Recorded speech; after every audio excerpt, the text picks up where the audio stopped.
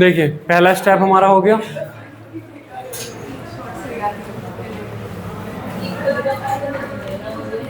Step 2,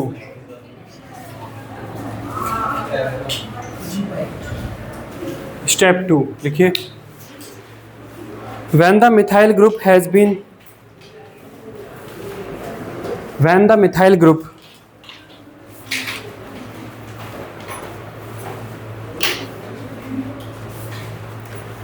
when the methyl group has been exhaustively halogenated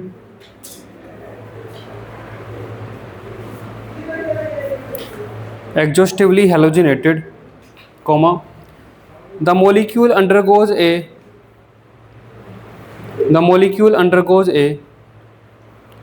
nucleophilic acyl substitution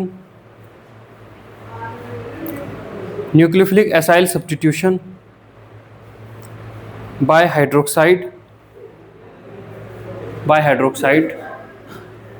comma with CX3 being the leaving group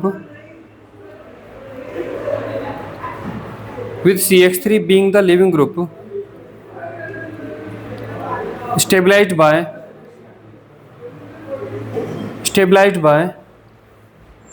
3 electron withdrawing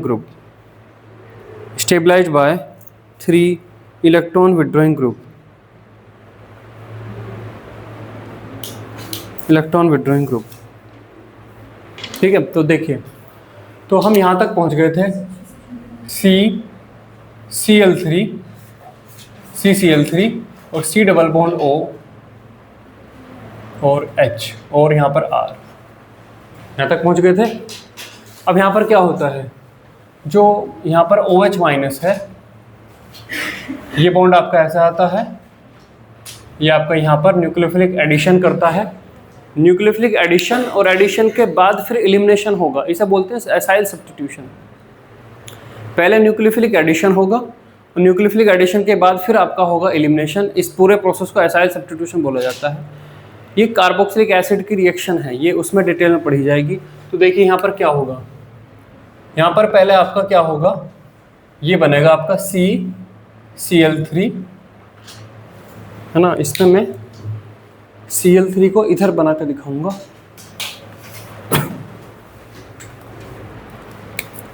Cl3 CCO minus R, यहाँ पर आपका OH जुड़ जाएगा। देखिए ये क्या कर सकता है, ये वापस आएगा, इसके पास 3 चॉइस है, ये वापस आएगा ऐसे। अब आप इसके पास 3 चॉइस है, या तो OH का OH माइनस निकाल के फेंक दे, ऑब्वियसली कर रहा होगा, ये जुड़ भी रहा होगा, बहुत ज़्यादा निकल भी रहा होगा। 1 लाख मॉलिक्यूल में हुआ तो 1 लाख में से हो सकता है 50,000 वापस पहुंच गए हैं। वापस ही आया और OH माइनस को वापस ही निकाल दिया, कोई फर्क नहीं, करने दो उसको, ये वापस यहीं पे पहुंच जाएंगे। दूसरा ऑप्शन है कि R को R माइनस निकाल दे। तीसरा ऑप्शन है कि जो CCl3 है इसको CCl3 माइनस निकाल दे। तो इस वाले ऑप्शन से हमें कोई फर्क नहीं पड़ रहा, वापस हम वहीं पहुंच जाते हैं। आपका क्या मानना है, R माइनस निकले और CCl3 माइनस निकले, कौन सा बेटर इनमें से चॉइस है? R का R माइनस निकलना या CCl3 का CCl3 माइनस निकलना? हाँ, अगर R माइनस देखते हो तो R माइनस है एल्केन के base. Alkane are very very weak acid, तो उनके conjugate very very strong base. तो R का R माइनस निकलना मतलब असंभव काम, और CCl3 का CCl3 माइनस निकलना आसान काम। देखिए तो ये वापस आएगा, ये आपका वापस यहाँ पर आएगा, और ये इसको ऐसे निकाल कर फेंक देगा। तो आपके क्या मिलेगा, आपको यहाँ पर मिलेगा CCl3 माइनस, और आपको यहाँ पर क्या मिल जाएगा, OH, और ये आपका C double bond O R, ये मिल जाएगा। अब वो कहते हैं जो CCl3 माइनस है ये अपने आप को स्टेबलाइज कर पा रहा है क्योंकि 3 इलेक्ट्रॉन विड्रॉइंग ग्रुप इस पर लगे हैं, है ना। तो ये जो बना है ये stabilise by stabilise by 3 electron withdrawing groups. तो ये आपका बनता है, ठीक है, ये आपका बनता है। लिखिए पहले इसको।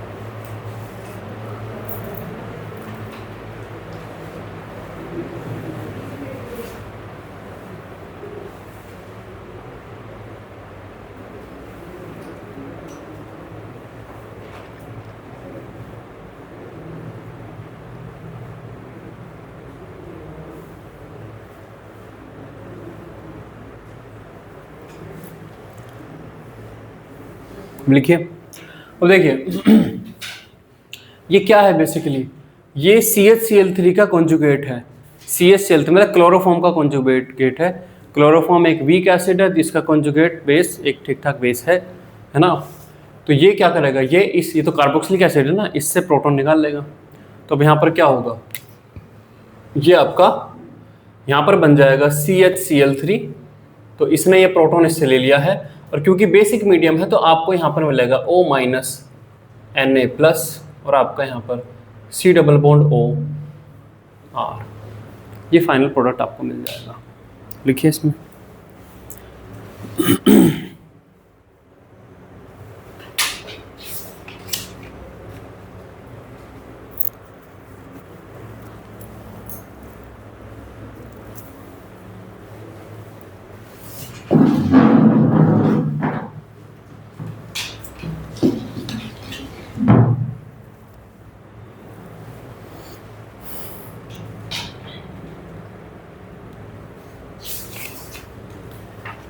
हो गया, चलिए। Compound that gives haloform reaction, heading डालिए। Compound that gives haloform reaction. कौन कौन से कंपाउंड हेलोफॉर्म रिएक्शन देते हैं?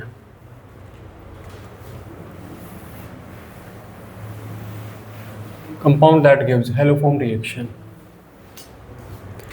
तो पहले पे हम बात करेंगे एल्डिहाइड की, है ना।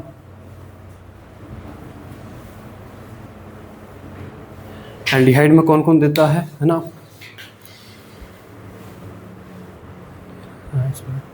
एल्डिहाइड, तो कौन सा एल्डिहाइड है जो इस रिएक्शन को देगा, बताइए। कौन सा एल्डिहाइड देगा, देखिए CH3 C double bond OH, केवल यही एल्डिहाइड है जो इसको देगा, और कोई नहीं बन पाएगा। दूसरा केस देखिए, कीटोन्स। कीटोन्स में कौन देंगे, ओल मिथाइल कीटोन।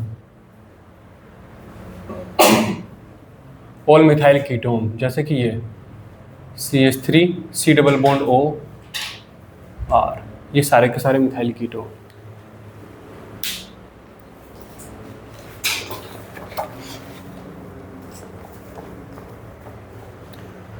R या AR भी हो सकता है, R या AR, R या AR।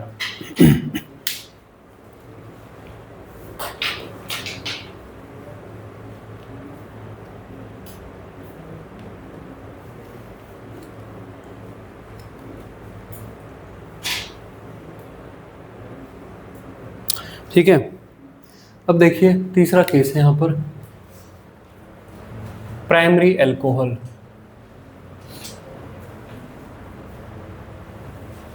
प्राइमरी एल्कोहल में आपका CH3 CH2OH। लेकिन क्योंकि ये रिएक्शन आपकी एल्डिहाइड्स की, मतलब एल्डिहाइड कीटोन की रिएक्शन है, तो अल्कोहल इसको कैसे दे रहे हैं, how alcohols gives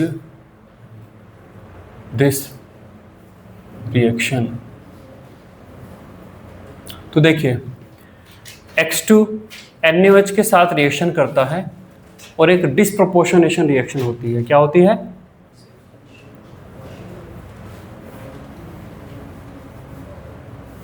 disproportionation reaction आपकी होती है।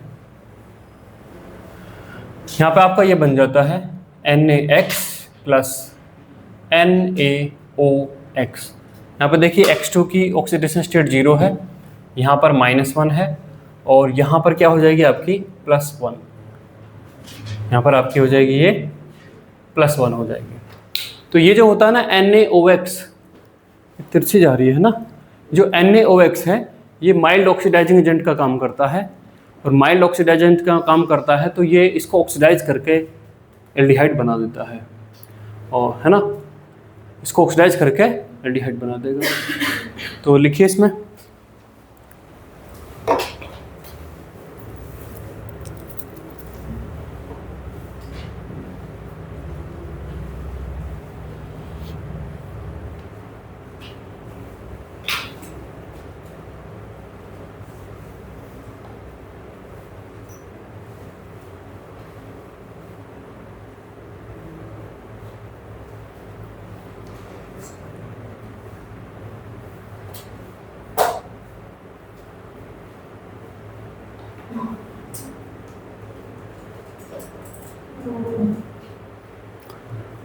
इसमें लिखिए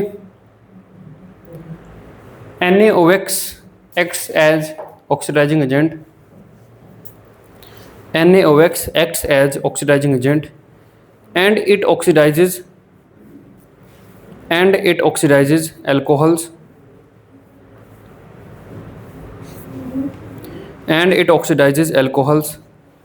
during the reaction,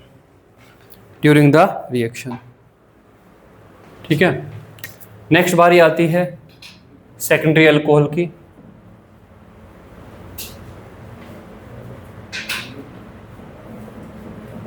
secondary alcohol, तो सेकेंडरी अल्कोहल में देखिए CH3 CHOH R या AR, ये अल्कोहल इसको दे जाएंगे, ऑक्सीडाइज होकर ये मिथाइल कीटोन बन जाएंगे।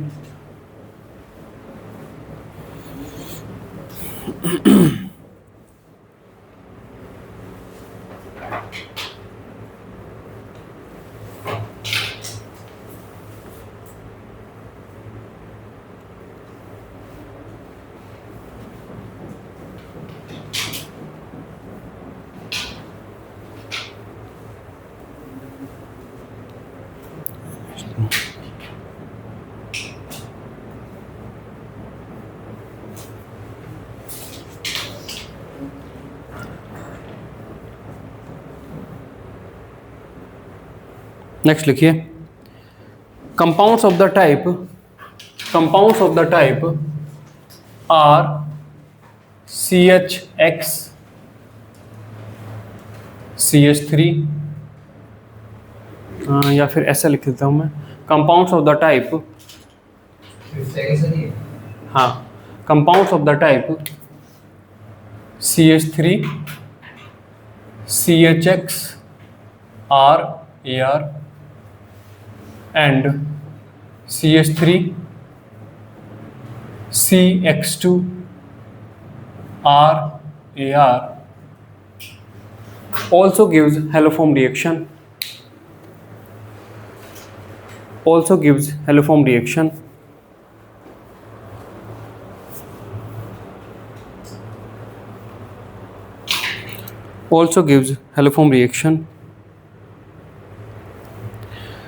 because under the condition of the reaction,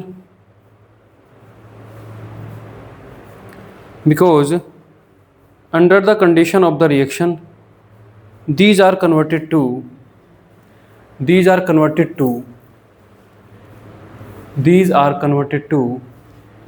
CH3 CHOH CH3, वो मतलब CH3 CHOH R AR CH3 CHOH RAR and CH3 C double bond O RAR.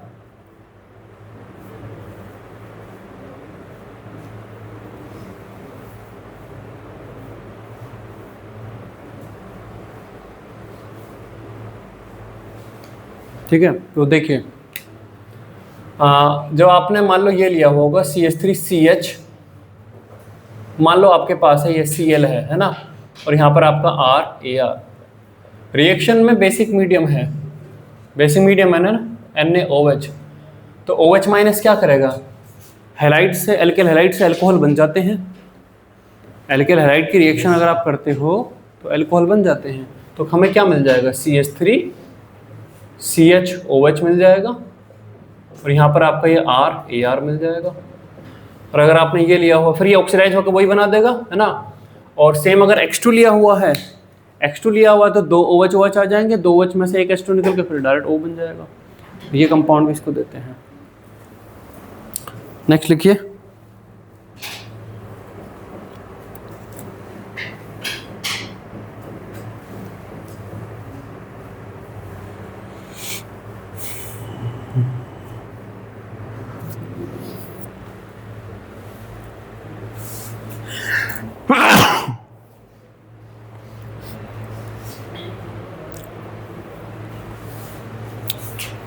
Next लिखिए, cyclic beta ketones like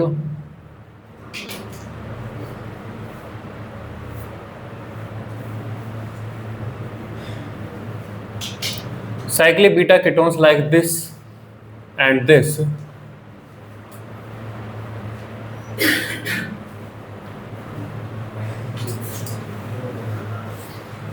and this also gives haloform reaction also gives haloform reaction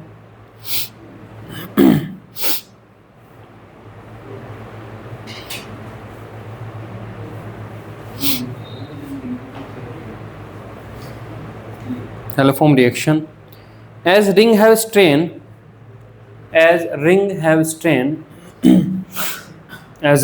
strain due to two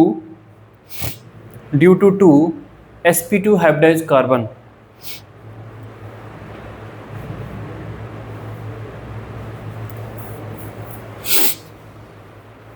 sp2 hybridized carbon।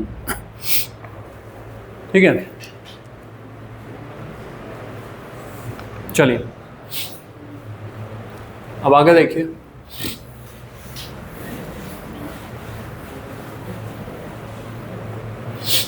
ये बिल्ली बना लिया ना ये। चलिए देखिए, in acidic medium, अगर रिएक्शन को एसिडिक मीडियम में कराते हैं, ये सब बेसिक मीडियम में हुई है, इन एसिडिक मीडियम।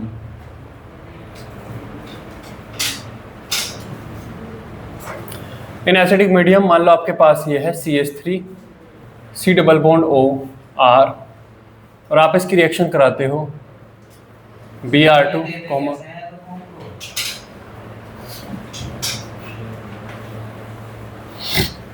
ये कैसे देते हैं,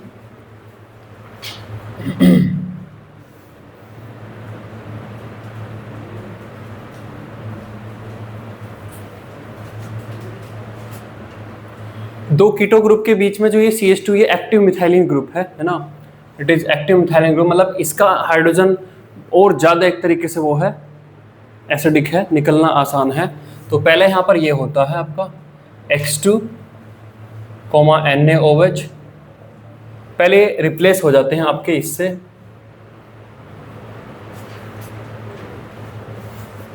पहले आपके यहाँ से रिप्लेस हो जाते हैं X और X से। ठीक है, अब यहाँ पर क्या होता है, हाँ X से रिप्लेस हो जाते हैं,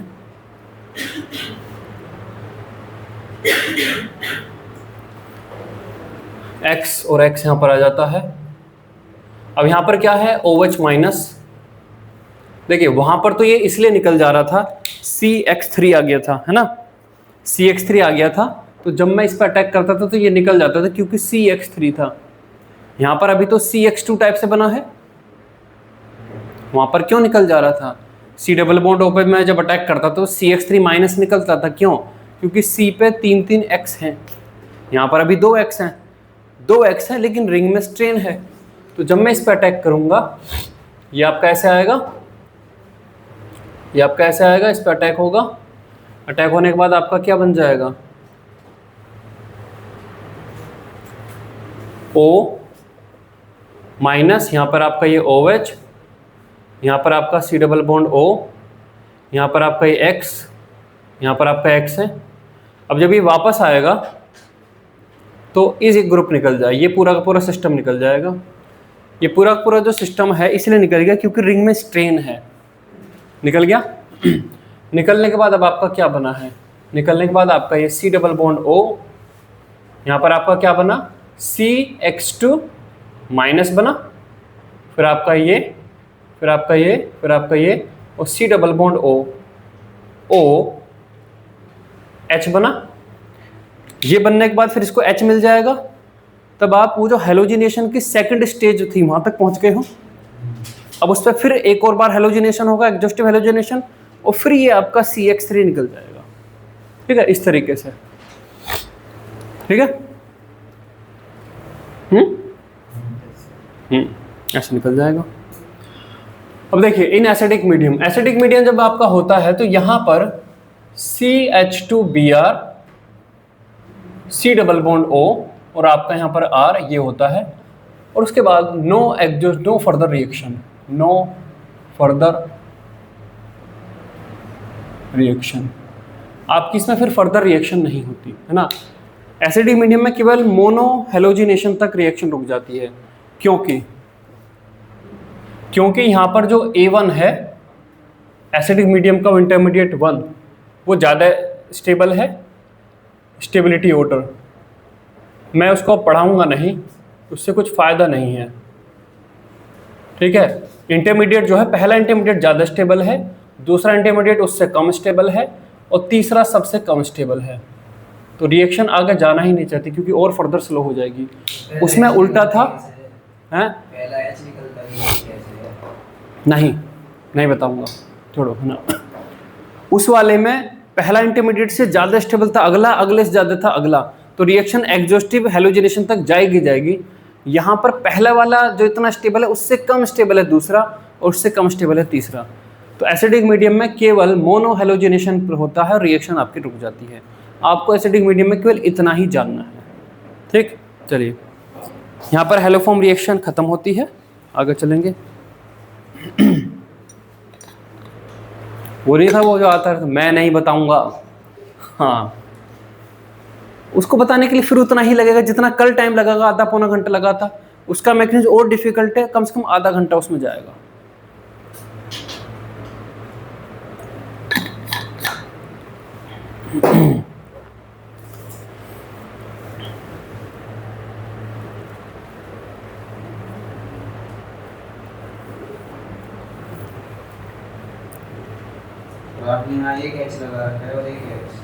है अभी तो प्रोटॉन एक्सचेंज होगा ना, H यहाँ लग जाएगा। अरे वो अंडरस्टूड है, वो X ही होगा, है ना। हाँ,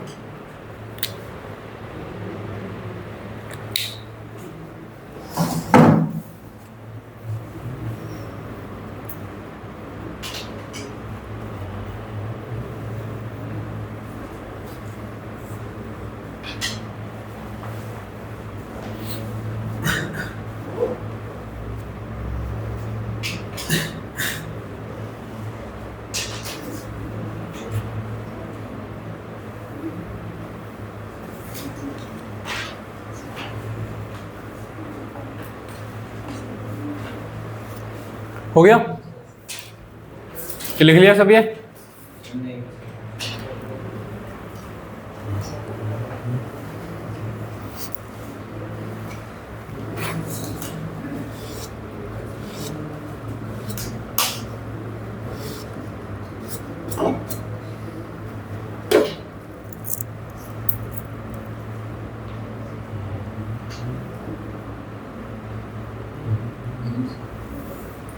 सर ब्रोमीन मतलब कोई सा भी हो सकता है ना एक्स, तो इसमें भी एसिडिक वाले में भी।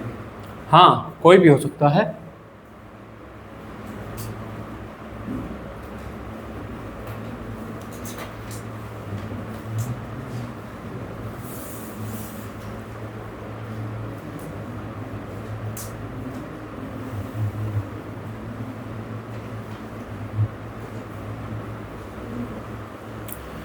चलिए देखिए, reaction of aldehyde ketone with water.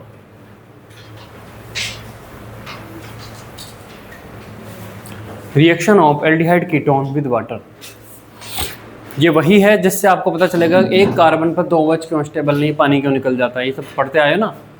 ये यहाँ अब इसका गुत्थी सॉल्व होएगी। क्या है ये? Reaction of aldehyde ketone with water.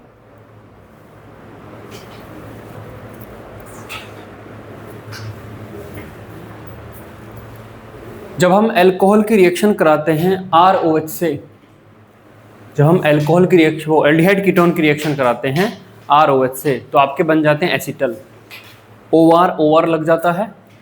ऐसी अगर आप ROH की बजाय HOH से रिएक्शन कराओ, पानी मतलब HOH से रिएक्शन कराओ, तो आपके OR की बजाय OH लग जाएंगे। इसे बोलते हैं हाइड्रेट, के एल्डिहाइड कीटोन के हाइड्रेट बन गए। तो लिखिए इसमें, डिसॉल्विंग एन एल्डिहाइड और कीटोन,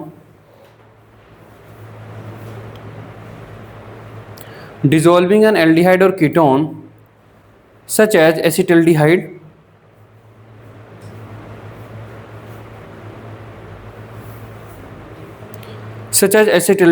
in water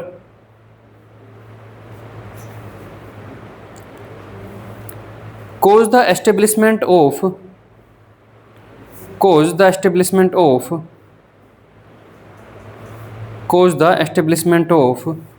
an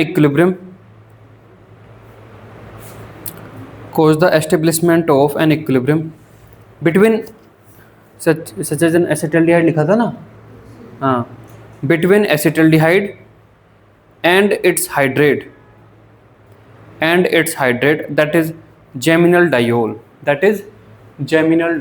तो यहाँ पर देखिए, मान लो आपने ये लिया हुआ CH3 C double bond OH है ना, इसको आप पानी में डालते हैं तो एक इक्विलिब्रियम बन जाता है, और ये बनता है आपको CH3 H C OH और OH, हाइड्रेट बन जाते हैं। ये वही है, एक कार्बन पर 2, लेकिन इसमें एक इक्विलिब्रियम आता है। जैसा अब यहाँ पर देखिए, अलग अलग यहाँ पर होता क्या है, जो भी एल्डिहाइड है कीटोन पर, उन पर water as a nucleophile attack करता है, फिर ये फाइनली ये ऐसे बन जाते हैं। जैसे alcohol as a nucleophile attack करता था, ऐसी वाटर यहाँ पे न्यूक्लियोफाइल अटैक करता है। तो वो एल्डिहाइड जिस पर न्यूक्लियोफिलिक अटैक आसान होगा, जिस पर स्ट्रेस फैक्टर कम होगा, वो ज़्यादा स्टेबल हाइड्रेट बनाएगा, ज़्यादा न्यूक्लियोफिलिक रिएक्शन आगे जा सकती है ना। तो देखिए, H C double bond O formaldehyde है ये, है ना, फॉर्मल्डिहाइड है, प्लस H2O। तो इसकी जो रिएक्शन है हाईली फेवरेबल है आगे जाने के लिए। इसकी रिएक्शन हाईली फेवरेबल है, तो H, यहाँ पर आपका H, यहाँ पर आपका H, OH और यहाँ पर आपका OH, और इसका जो इक्विलिब्रियम है ना, इक्विलिब्रियम कांस्टेंट, इक्विलिब्रियम कांस्टेंट इसका है K equal to 2300। That means अगर हम देखें तो ये 0.01% में इसमें लाई करता है पानी में, और 99.9% इसमें, 99.9% वो इसमें लाई करता है। ठीक है, इसे बोलेंगे formaldehyde hydrate.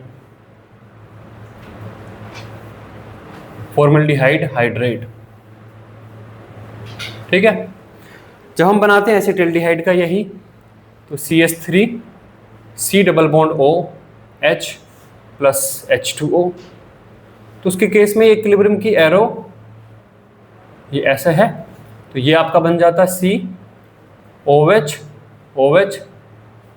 H S, acetaldehyde है ये, तो एसिटिल्डिहाइड न्यूक्लियोफिलिक अटैक के लिए कम ससेप्टेबल है ना।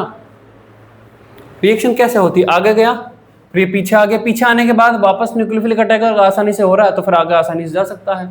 अगर न्यूक्लियोफिलिक अटैक आसानी से नहीं हो रहा तो आगे डायरेक्शन में नहीं जाएगा, पीछे पड़ा रहेगा। तो इसका के जो होता है, इसका के होता है 1.38 ना, लगभग मतलब लगभग 1 के आसपास है। तो ये आपका 58% ये है और 42% आपका ये है। वहीं देखते हैं हम एसीटोन के लिए, तो CH3 C double bond O acetone plus H2O, तो इसके लिए काफ़ी कम फेवरेबल है। यहाँ पर आपका ये बनता है COH OH, यहाँ पर आपका है CH3, यहाँ पर आपका है CH3 और यहाँ पर Kc की वैल्यू है, K की वैल्यू 0.002। दैट मीन्स यहाँ पर 99.9% वो ये यहाँ रहेगा और लगभग 0.01% वो यहाँ रहेगा, ठीक है, परसेंट। तो इसीलिए देखिए फॉर्मेल्डिहाइड है जो ऐसा करना चाहता है, एसिटिल्डिहाइड भी थोड़ा बहुत करना चाहता है। एसिटिल्डिहाइड के अलावा आप कुछ भी बड़ा लगाएंगे तो ये परसेंटेज तेजी से घटेगी। इसलिए इन जनरल फिर हम क्या बोल देते हैं कि एक कार्बन पर 2 OH स्टेबल नहीं है, 2 OH में से एक H2 निकल के वो एल्डिहाइड या कीटोन बन जाएगा, तो इसलिए बोल देते हैं। फॉर्मेल्डिहाइड ऐसा नहीं करेगा, फॉर्मेल्डिहाइड पे 2 OH लगे हैं स्टेबल, एसिटिल्डिहाइड भी 50-50% आधा आधा इसमें लाई कर रहा है। तो इस तरीके से आपका ये बनता है, ठीक है। ये लिखिए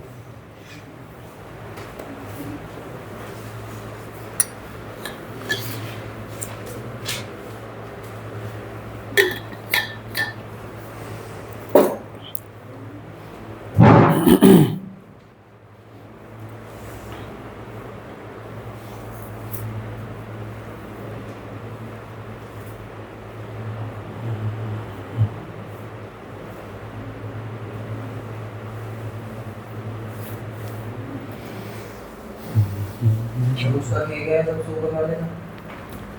ऊपर वाला तो एसिटिल्डिहाइड है, वो बीच में लिखा तो है अच्छा 1.38।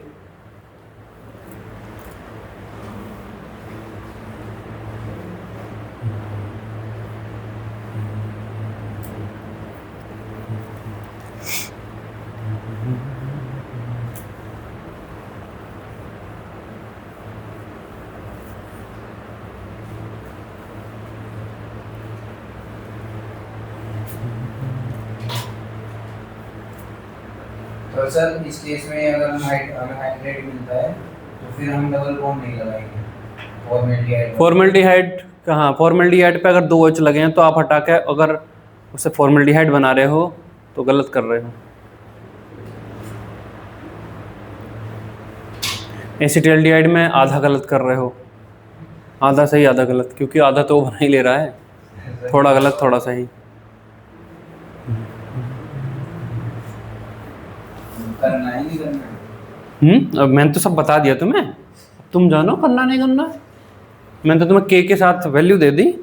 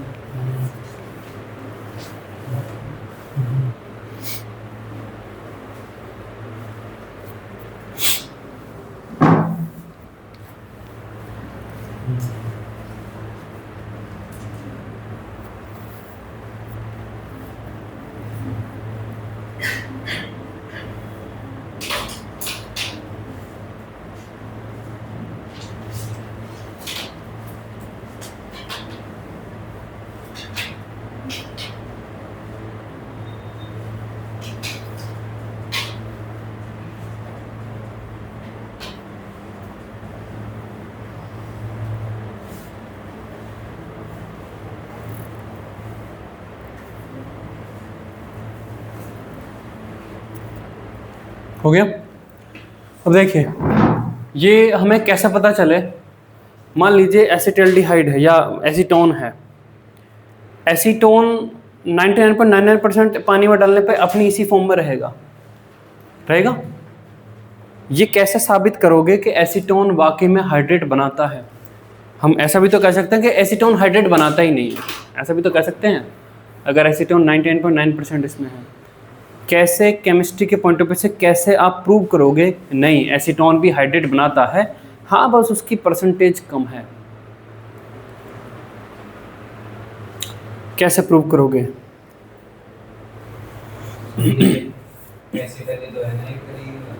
हाँ तो प्रूव करना हमें। तो देखिए जब ये इससे ये बना तो ये जो 2 OH लग रहे हैं उनमें से एक ऑक्सीजन तो यही वाली होगी।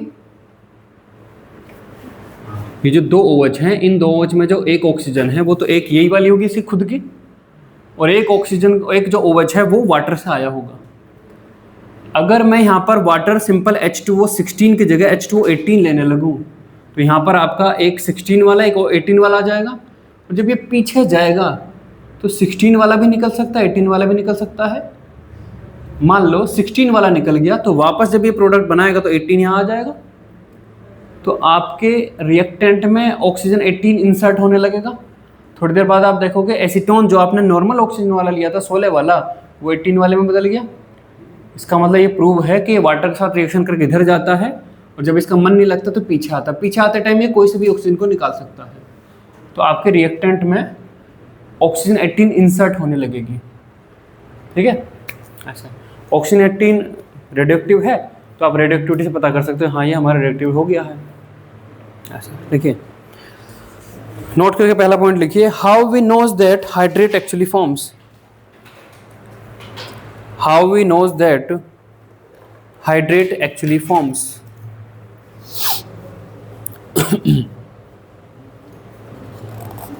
हाइड्रेट एक्चुअली फॉर्म्स, इसमें लिखिए, if we take H2O18, if we take H2O18, if we take H2O18, 3-4 class का और 3-1 क्लास का और बचा है chapter. H2O18 instead of H2O16, 18 जब लिखना है O के ऊपर लिखना है 18, कॉमा ब्रैकेट में नहीं लिखना है। H2O18 बोला तो क्या लिखा, H2O18 बोला तो ये O और यहाँ पर 18 ऐसे लिखना है। H2O18 instead of H2O16, comma the aldehyde ketone oblique aldehyde oblique ketone है ना, like CH3CHO, like CH3CHO16, CH3CHO16 soon begins to acquire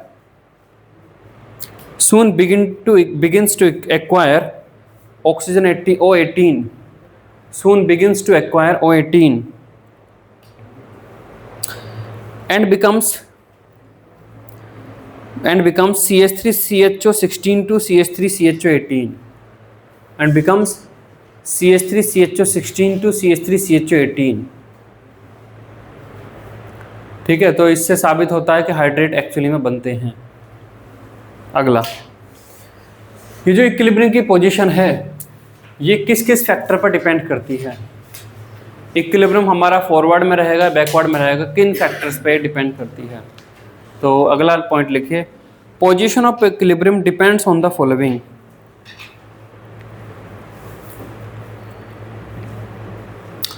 position of equilibrium depends on the following, depends on the following.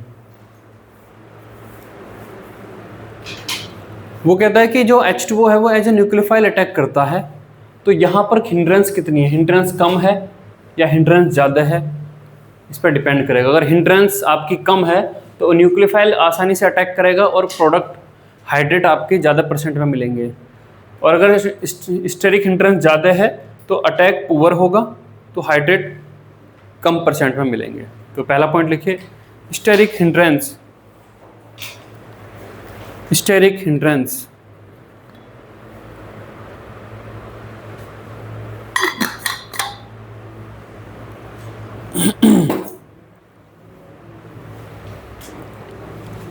Steric hindrance देखिए, lesser the steric hindrance, lesser the steric hindrance, comma, easier the nucleophilic attack of H2O, easier the nucleophilic attack of H2O, easier the nucleophilic attack of H2O, comma, higher the percentage of hydrate, higher the percentage of hydrate,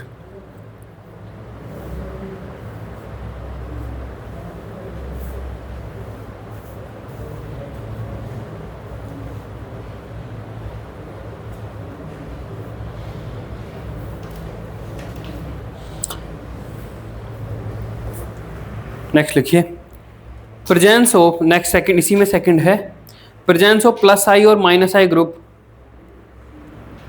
presence of plus I and minus I group,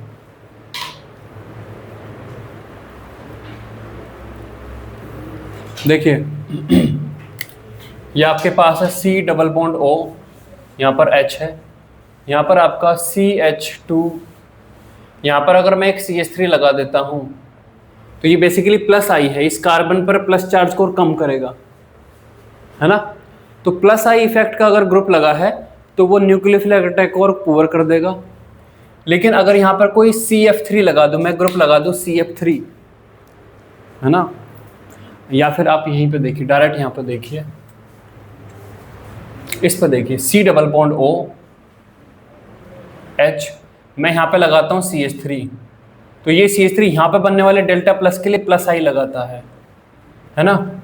वहीं देखिए C double bond O H, मैं यहाँ पे लगा दूँ अगर CF3, तो CF3 यहाँ पर माइनस आई लगाएगा, मतलब यहाँ पर डेल्टा प्लस को और बढ़ा देगा। तो अगर प्लस आई वाला ग्रुप लगा है तो हाइड्रेट का परसेंट घट जाएगा, माइनस आई वाले ग्रुप लगा तो हाइड्रेट का परसेंट बढ़ जाएगा। देखिए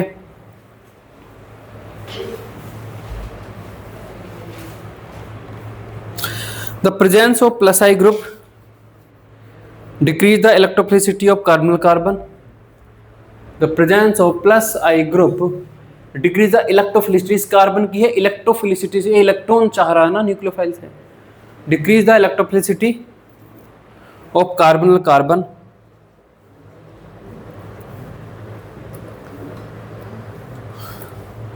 while the presence of minus I group, while the presence of minus I group, bracket में लिखिए लाइक, ब्रैकेट में लिखिए like CF3, CCl3, like CF3, CCl3, bracket close, increase the electrophilicity of carbonyl carbon, increase the electrophilicity of carbonyl carbon, और उन्हीं के according उनकी hydrate की percentage बढ़ जाएंगी, उन्हीं के अकॉर्डिंग हाइड्रेट की परसेंटेज आपकी बढ़ जाएंगी। ठीक है, नेक्स्ट लिखिए intramolecular hydrogen bonding, intramolecular hydrogen bonding, intramolecular hydrogen bonding, जैसा देखिए CCl3, CCl3, CHO,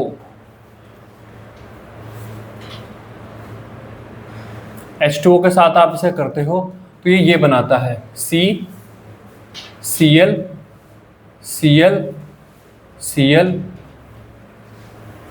और यहाँ पर आपका CHO,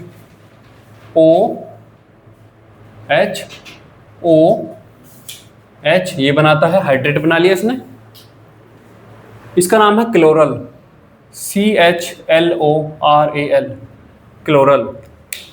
ध्यान दीजिएगा ये हेलोफॉर्म रिएक्शन में ये थर्ड स्टेज का वो है ये, जिसके बाद OH माइनस का अटैक हो जाता है, क्लोरल है। इसका नाम क्या है? Chloral hydrate. तो क्योंकि यहां पर हाइड्रोजन बॉन्डिंग हो गई है और हाइड्रोजन बॉन्डिंग की वजह से ये जो OH ग्रुप है स्टेबलाइज हो गए हैं, तो ये आपका ये है। तो एरो की डायरेक्शन देख रहे हो, ये फॉरवर्ड डायरेक्शन में फेवरेबल है। ठीक है, अगला देखिए आप ये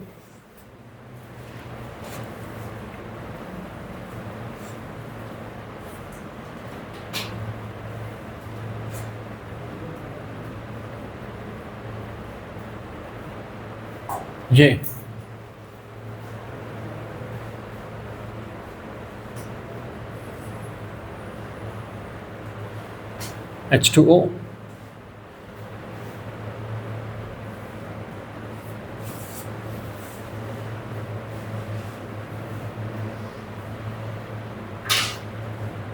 यहाँ पर इसने बनाया OH, यहाँ पर इसने बनाया OH, और यहाँ पर आपका double bond O, double bond O, ninhydrin, इसका नाम है निनहाइड्रिन। ठीक है, तो आइए इनमें, क्योंकि इनके हाइड्रेट में इंटरमोलिकुलर हाइड्रोजन बॉन्डिंग, इंट्रा लिखा ना, इंटर लिखा है, इंट्रामोलिकुलर हाइड्रोजन बॉन्डिंग अभी जो लिखा था आ लिखा ना, हाँ, क्योंकि इनके हाइड्रेट में इंट्रामोलिकुलर हाइड्रोजन बॉन्डिंग हो गई है तो हाइड्रेट स्टेबलाइज हो गए हैं, तो ये एरो की डायरेक्शन देख रहे हो, ये काफी ज्यादा परसेंटेज में लाई करेंगे, इनका के हजारों में है। ठीक है, यहाँ Cl की हाइड्रोजन बॉन्डिंग भी हो रही है।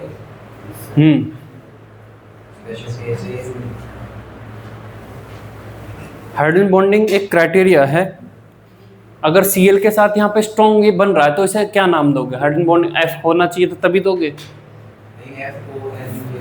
FON है। हाइड्रोजन बॉन्डिंग एक पासिंग क्राइटेरिया कि इस बॉन्डिंग स्ट्रेंथ से ज़्यादा आ रही तो हम हाइड्रोजन बॉन्डिंग में लेंगे, लेकिन यहाँ पर जो ये बन रहा है, अब या तो इसके लिए कुछ अलग से नाम दो कि क्लोरीन वाली हाइड्रोजन बॉन्डिंग, या फिर सिंपली कि ठीक है सेम ही तो कॉन्सेप्ट है, यहाँ पर F की जगह Cl है, हाइड्रोजन बॉन्डिंग ही सब बोलता है वो, है ना। वो बटरफ्लाई स्ट्रक्चर ही सही कहते हैं। नहीं, बटरफ्लाई स्ट्रक्चर तो उसकी रहती है, CrO5 की है।